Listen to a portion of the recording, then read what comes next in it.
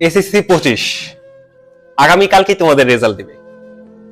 এই যে পড়েছো ক্লাস সে 1 থেকে 10 পর্যন্ত 10টি বছর, হ্যাঁ 10টি বছরের সকল পরিশ্রম, সকল চেষ্টা, সকল কান্না, শত কান্না, শত বেদনা, শত হতাশা, শত চেতনা, সবকিছুই আগামীকালকে প্রকাশ। আগামীকালকে তোমাদের রেজাল্ট দেবে। তোমাদের প্রতি আমার একটা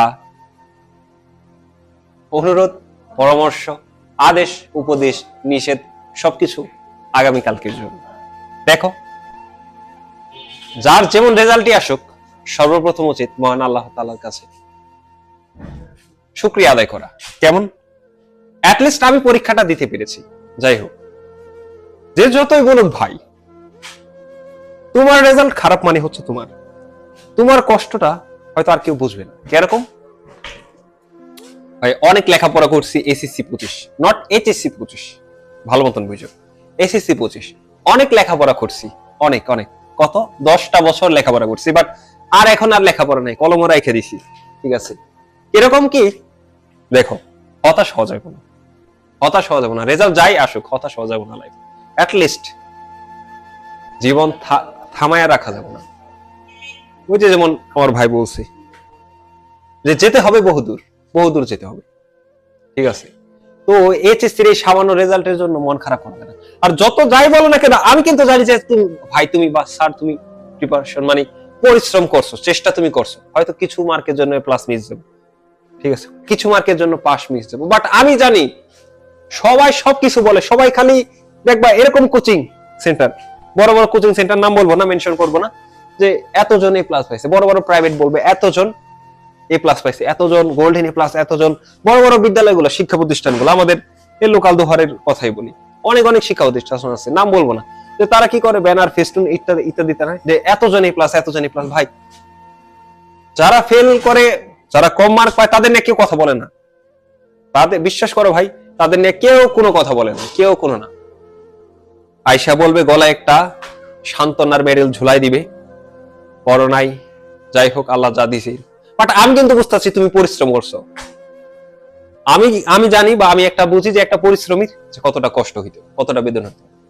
কিন্তু ভাই একটা কথা, কখনো হাল ছাইড়া দেওয়া যাবে না, হতাশ হওয়া যাবে না। লাইফে আরো কি অল্টারনেটিভ আছে, সকল কিছু বিষয়গুলো দেখতে হইব। এটা পারো নাই আর একটা করো, এটা পারো নাই আরো একটা চেষ্টা করো, অন্য ধাপে যাও। বাট লাইফে হতাশ হওয়া যাবে না।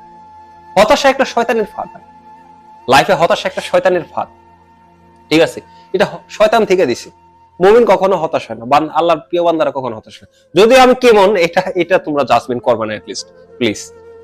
আমি বলি যে আমি সবসময় হয়তো তোমাদের জ্ঞান দেওয়ার যোগ্য না, বাট বলি ভাই হিসেবে, স্যার হিসেবে এতটুকু, ঠিক আছে।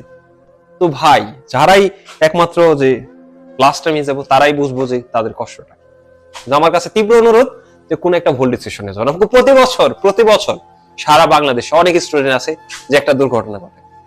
এই সকল কিছুতে ভুলেও পা বাড়ানো যাবে না ভাই। তোমার বাবা মা আছে, বাবা মা না থাকলে ভাই আছে, বোন আছে। ইন ফিউচার লাইফে তোমার একটা দায়িত্ব আছে as a man, not main women, মানে এটা বলি না, আমি যে পুরুষ মহিলা বলতেছি না, যে ছেলে মেয়ে, মানুষ হিসাবে তোমার অনেক দায়িত্ব। আল্লাহ তাআলা তোমাকে পাঠাইছে, তুমি যে ধর্মের হও না কেন, অ্যাটলিস্ট মানুষ হিসেবে তোমার দায়িত্ব এই দুনিয়ার প্রতি। কোনোভাবে হতাশ হয়ে যাও না। আর এই যে দেখবা কি রেজাল্ট যখন দিচ্ছে, হ্যাঁ পাশের বাসার আন্টিরা রেডি হয়ে থাকে, এরকম পাশের বাসার আন্টিরা এমন রেডি হয়ে থাকে যে ছেলে কত পাইছে, আপনার ছেলে কি পাইছে, আরে ভাবি আপনার ছেলে কি পাইছে, আরে আপা আপনার ছেলে কি পাইছে, আমার ছেলে তো এ প্লাস পাইছে, আমার ছেলে তো গোল্ডেন এ প্লাস পেয়েছে, আপনার ছেলে কি পেয়েছে আপা। পাশের বাসার আন্টির কথায় কান দেওয়া যাবে না। একবার অ্যাকচুয়ালি আমার কথা ইন ডেপথে বলতাছি, সেটা হচ্ছে পাশের বাসার আন্টির কোনো কথা কানে দেওয়া যাবে না, যে যতটাই বলি। আমি আর একটু শেষ করি। তো দেখো যে বিষয়টা, হ্যাঁ পাশের বাসার আন্টির কথা কোনো কানে দেওয়া যাবে না। তো আর যেটা বিষয় হচ্ছে যে যত যাই বলুক, বেলা শেষে তোমার কাছে তুমি পরিশ্রম তুমি করছো, অ্যাটলিস্ট তোমার দুঃখটা আমি বুঝি যে তুমি কতটা চেষ্টা করছো, শত চেষ্টা করছো, বাট 0.3 মার্কের জন্য তোমার প্লাস মিস গেছে। এই কষ্টটা তুমি ছাড়া আর কেউ বুঝবে না।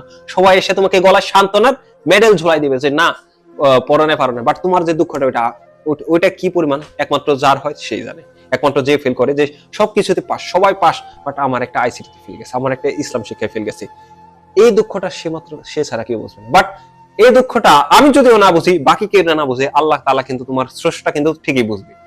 স্রষ্টা সবসময় তোমার পাশে আছেন, সবসময়। ধৈর্য ধরো, সাহায্য চাও, পানা চাও, ইনশাল্লাহ তোমার জন্য ভালো কিছু আছে।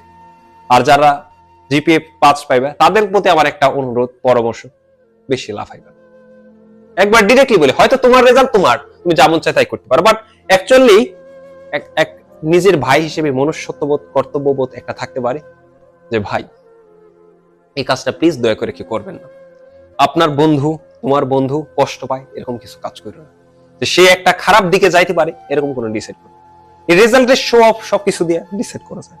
তাও একটা বিষয় বলি ভাই, চেষ্টা করবা নিজের বন্ধু, ক্লাসমেট, এলাকার বেশি বা অ্যাটলিস্ট পাশের বাসার আন্টিদেরও আমি কিছু বলতে চাই, যদি পারে ভিডিওটা পাশের বাসার আন্টিদের দেখাইবে, যে বলছে সৎ ভাই বলছে যে পাশের বাসার আন্টির কোনো কথা কানতে দেবে। আর দেখবা কি একটা বিষয় দুঃখের, মানে একটা দুঃখের কি, এটা বাংলাদেশে 99.99% ঘটে।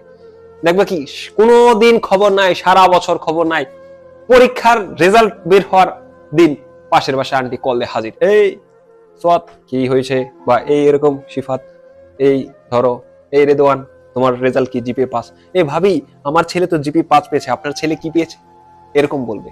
তো এদের কথায় কান দেওয়া যাবে না। অ্যাটলিস্ট যদি তোমার এতটুকু হয়, আল্লাহর কাছে পানা চাও। আর আরেকটা বিষয় বলি যে হতাশ হওয়া যাবে না স্যার, হতাশ হওয়া যাবে না। রেজাল্ট যায় আসুক, প্যানিক অ্যাটাক হয়, অনেকে খিচ খেয়ে যায়, অজ্ঞান হয়ে যায়। আল্লাহ কি অবস্থা, মানে আল্লাহকে এটা আসলে কি কেমন অবস্থা, একটা রেজাল্টের জন্য অজ্ঞান হয়ে যায় কেউ? জাস্ট বলো, একটা রেজাল্টের জন্য কি অজ্ঞান হয়ে যায় যাইতে হবে? এটা একটা জাস্ট নরমাল রেজাল্ট। স্ট্রং হও, স্ট্রং হও, শক্তিশালী। এই রেজাল্টে কিচ্ছু হবে না, কিচ্ছু না, কিচ্ছু না। এই যে আমি কিচ্ছু না, কিচ্ছু হইব না রেজাল্টে। কিছু হইব কাদের, ওটা পরে বুঝবো। এখন এত কিছু চিন্তা করার বিষয় না। রেজাল্ট হয়েছে, একমাত্র যার রেজাল্ট হয় সেই বুঝে যে আসলে সিচুয়েশনটা তার জন্য কেমন হয়। ঠিক আছে, তো মন খারাপ করবা না, ধৈর্য ধরবা, আল্লাহর কাছে, আল্লাহর কাছে সাহায্য চাইবে। আমি কিন্তু বলতেছি না যে বান্দার কাছে সাহায্য চাই, আমি বলতেছি আল্লাহর কাছে সাহায্য চাই। হয়তো জ্ঞান দেওয়ার যোগ্য ব্যক্তি আমি না, তাও আমি চেষ্টা করছি বলার, হয়তো বোঝানোর জন্য, এজ এ ভাই হিসেবে, আর কিছু না। তো পাশের বাসার আন্টির কথা কানে দেওয়া যাবে না। কে কি বললো, এই ফ্রেন্ডে বললো আমি প্লাস পাইছি, দোস্ত তোর কি অবস্থা, কল ধরার দরকার নেই, ফোন অফ করে দিও, ফোন অফ করে রেখো। বাবা মার অ্যাটলিস্ট কলটা ধরো, বাবা কিছু বললো, মা কিছু বলো, একটু কাইন্ডলি সহ্য করো, ধৈর্য ধরো। যদি মা খারাপ কথা বলে, বাবা খারাপ কথা বলে, একটু কাইন্ডলি ধৈর্য ধরো, কিন্তু একটা ভুল পথে পাওয়ার আগে না। হ্যাঁ, লাইফের অনেক মূল্য, জীবনের অনেক মূল্য, সময়ের চাইতে জীবনের মূল্য বেশি, এই জিনিসটা আগে বুঝো। ঠিক আছে, তো তোমাদের জন্য শুভকামনা জানিয়ে ভিডিওটি শেষ করছি। এসএসসি বারবার এইচএসসি আসে, ওই যে এইচএসসি দের ক্লাস ভিডিও বানাই, এসএসসি 25 দের জন্য শুভকামনা। ঠিক আছে, ভিডিওটি শেষ করছি পর্যন্তই। সবাই সুস্থ থাকো, ভালো থাকো।